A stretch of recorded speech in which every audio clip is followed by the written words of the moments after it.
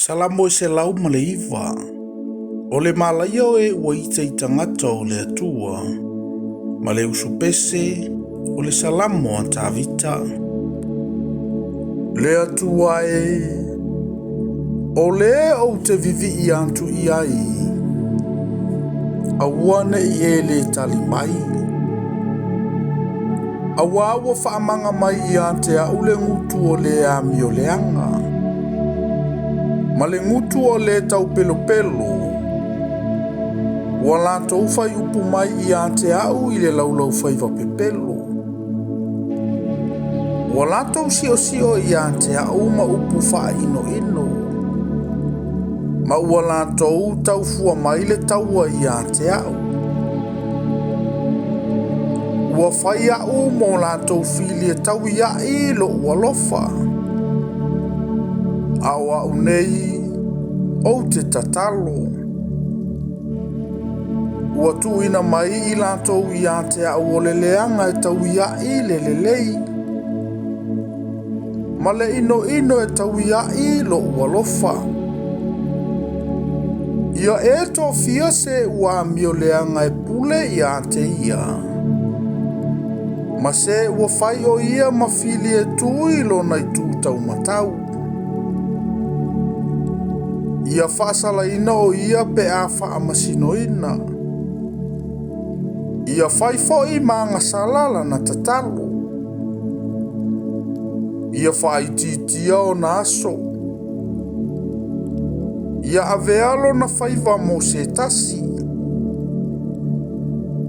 Ia avea na whanau e au mantua.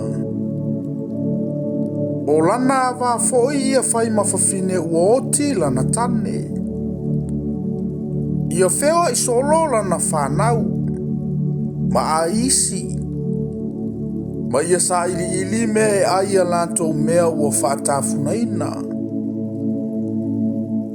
Ia mawana mea umalava e le ua ia aitalafu iai. Ia whaoa fo ia tangata ese o mea wanangalue ai.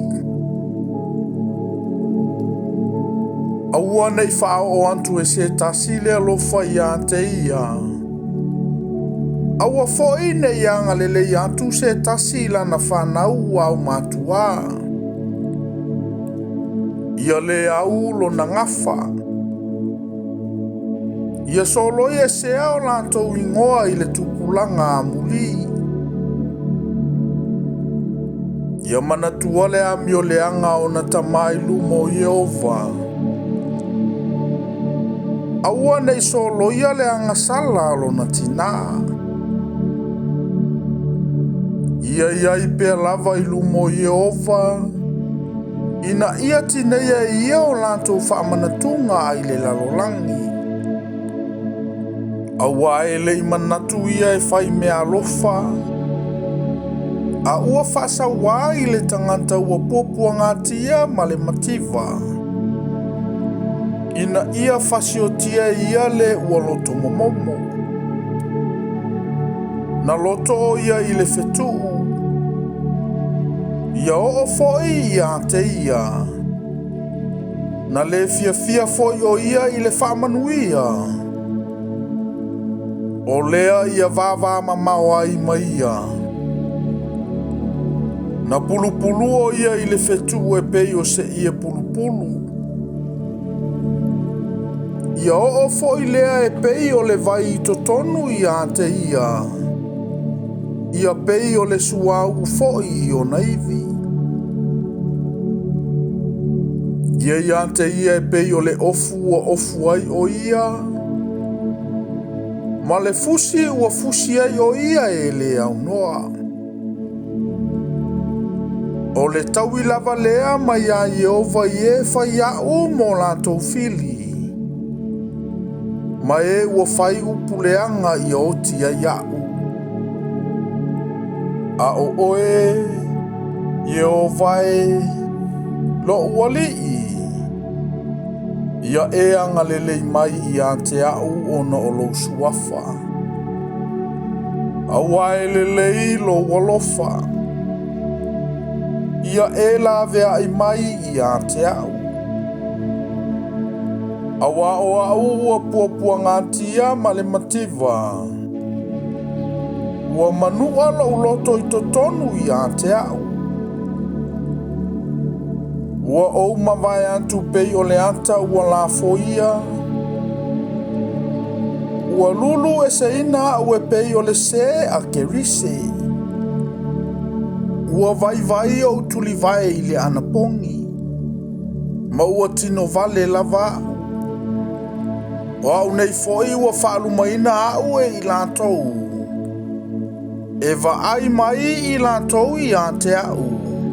Ma lia ai o lātou. Ie o vae, lo ua tua. Ia e fesosoani mai I a te au.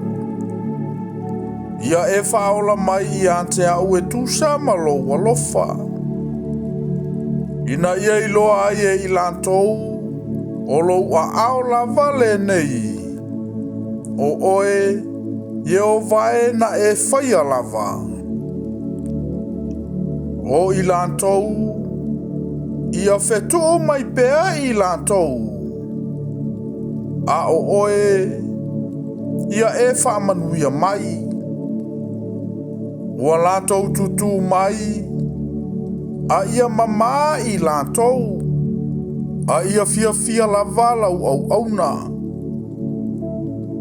Ia o ofu I le masiasi e ua whai au mo lātou fili.